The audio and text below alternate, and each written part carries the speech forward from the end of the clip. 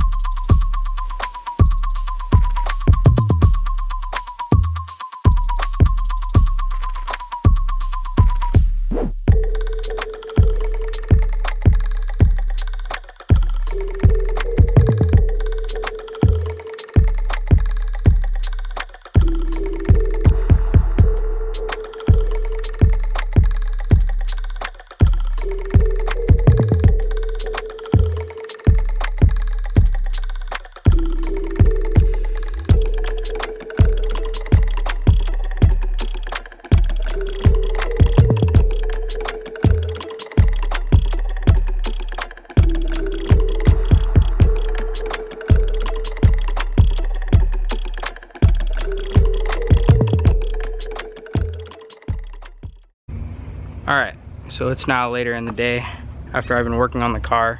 As you can tell, it's afternoon now. But I wasn't going to record all of it because there's a lot of just time-lapse stuff. It's just me pulling the wiring, just a lot of stuff like that. So, but I'll show you where I'm at now. So I got the entire dash pulling out. Same thing with the heater core. Obviously there's no wiring in here anymore. And into the engine bay.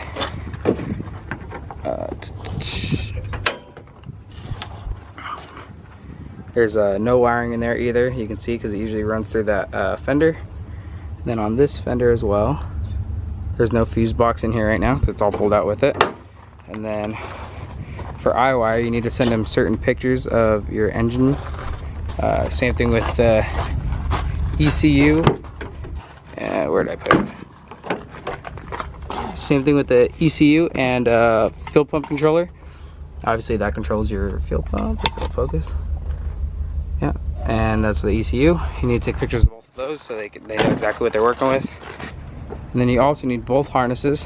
This is both harnesses. I know they're just kind of laid on top of each other so you can't tell it's two, but this is going to be the front harness that you will need to take off or separate from the main body harness, and send pictures of both of those as well. So yeah, like I said, it was mostly just me pulling off. It was mostly just me pulling off all the wiring, so I didn't really think I needed to show all that. But yeah, so for the most part it's done. I'll show you guys once I get everything put back together as far as the Forester goes. Actually, I'll probably start recording once I start pulling apart the Forester. That way you guys can see how all that comes apart. A lot of that's going to be a lot of time-lapse stuff as well though, so it's probably not worth it, but might as well. But yeah, and then I'm going to send all these pictures to iWire, see how much it's going to cost to do the whole wiring swap, and then yeah, and then send it all off. So alright, so it was a few days later, and I finally got some work on the Forester done. Got all the wiring pulled out. By the way, this is not a tutorial on how to do it, that's why I'm not showing any of it, but I'll show you what it looks like in the Forester right now. Got all the wiring for the most part pulled out. That is all that has to come out from the Forester's side. It's just the chassis harness, so all that just unplugs from the rest of it. On the WRX, everything has to come out, but not on this one because you're not using. Most of it should just be able to plug into those and be able to use the front stuff like the lights and all that. But aside from that, there's all the parts from this car in here. But yep, so for the most part it's pretty ready for the wiring to get sent off and then redone. Alright, so it's now been a few days. I haven't really recorded all that much. Probably should have, but I don't know, I'm not used to filming anything, so I'm just kind of working, and then I forget to grab the camera. But I'll show you what I have done so far. Obviously this is the WRX I bought. This thing has nothing in it anymore. No engine, obviously. Took the subframe out. That's just like the little cross brace. I don't know exactly what it's called. This is my Forester. Now it has the WRX engine in it. Obviously there's no accessories on it or anything yet. I'm all gonna put that on today, hopefully. I also swapped the transmissions out because of the slave cylinder, the way it works. This one's kind of like a push. The other one, it's actually bolted up here and it pushes that way.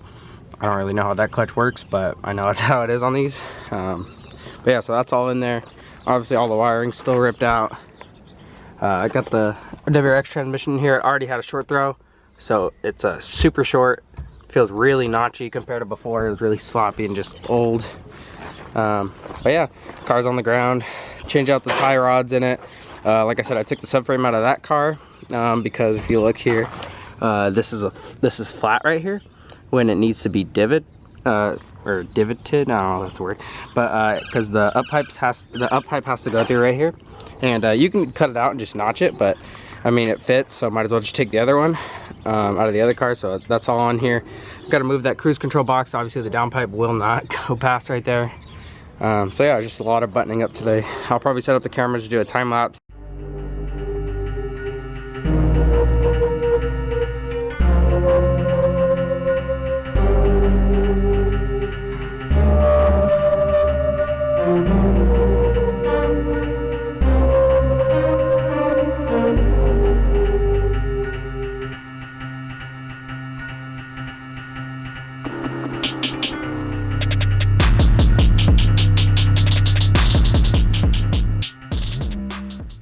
Alright, so it's about a day later maybe, but we are making a lot of progress on the car, on the good old Forester.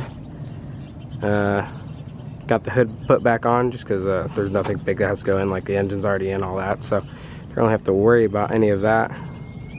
And then like I said, full WRX brakes are all on it now. It wasn't too bad. Also swapped out the transmission. This one actually already has a nice little short throw on it, so it's pretty short, especially for a Forester. That's the transmission out of the WRX, so it feels a lot better. Changed out the pedal box, so now it has all the little STI pedals on it. It actually is a lot better than stock because they're all slippery and just gross metal.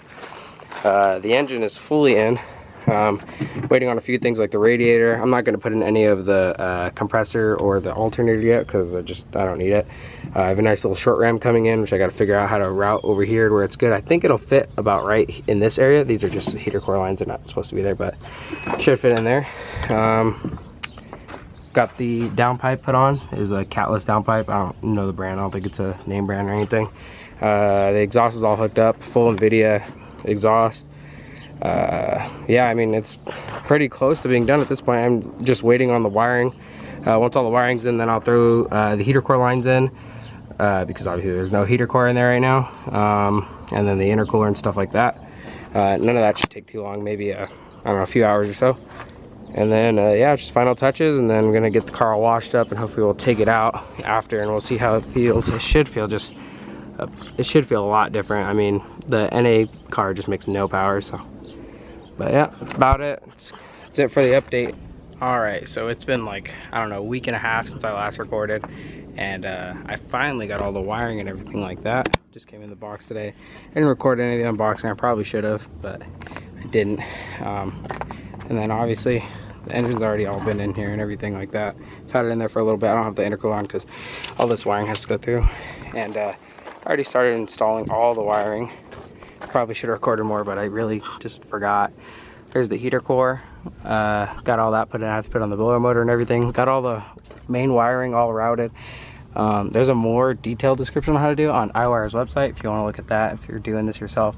That looks like a mess, but it's actually pretty simple. Another pretty hard part is you actually have to run the new, I guess it'd be the engine cables. You have to run them through here, through the fender. If it'll focus in there. Yeah, so there's that new wire right there. That runs out through here, and this will plug into these two. I don't have it plugged in yet, but it's actually these wires. They're kind of long. I don't know where I'm going to put all this excess wiring, but I'll just probably stuff it in here somewhere. But yeah, so that plugs to your engine, controls everything. It's the airbag wiring. But yeah, so it's coming all together. You just need to keep plugging and everything like that, and then I'll give you an update later once I get more in. Maybe once I get the dash bar on, which I'm about to do here in a little bit. Alright, so it is a lot of days later, maybe 2 or 3 days later after I showed you guys me getting the wiring and starting to install it and everything. And I'll show you guys where I'm at now. Everything is back together. Got a nice little boost gauge, which usually obviously Foresters don't have those. But yeah, got all the interior back together. I had the fuel pump controller kind of laying down there just to make sure everything was going to work. So it's not in there all complete. And I also don't have this panel, like, bezel. So, but yeah, transmission's in, obviously full WRX, everything. Got my doubled in, changed the pedals out like I think I showed before on one of the other ones. I'll show you guys the engine fully installed. Still have a few things to button up, like the overflow line that will go into there, and obviously come from there. I just have it into a water bottle right now because I don't have the hard line that it's supposed to run across here to go into there easier. Yeah, everything's in there. Got this AMR turbo inlet all in there, pair and short ram. This was like an eBay radiator that I had to get, and then I got this nice little iWire bracket there. The ones who did all my wiring, so those dudes right there. But yeah, everything's in, and I'll start up for you guys, show you that it does all run and everything. I still have to bleed out the brakes and a couple other things, but it does run. So I'll show you guys here. My check engine light bulb is out, that's why it's not showing. Starts right up. It is cold, as you can see, so that was a cold start. I'll show you guys the exhaust. Hear a little bit of turbo noise. This is a NVIDIA.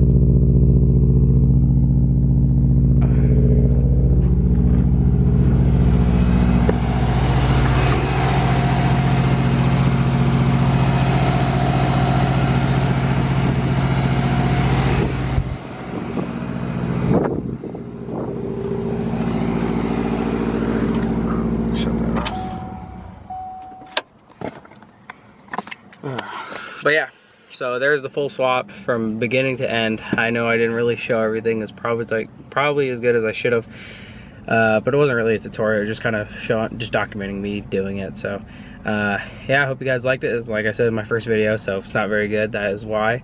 But yeah, I hope you guys liked it. Later.